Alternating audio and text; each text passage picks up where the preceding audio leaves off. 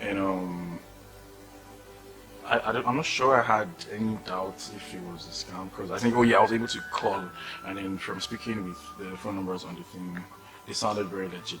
So I came here with certain expectations, and I believe that they were met and surpassed. And, I would say that I've gained a lot. There are so many things that I didn't know about that I learned today.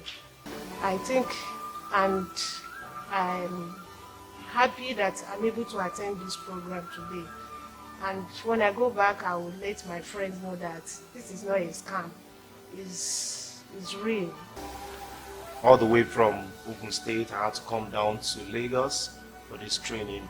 And at the end of the program, I am happy and I'm so glad I'm here. I think this is a program that the youths, most especially, should embark on.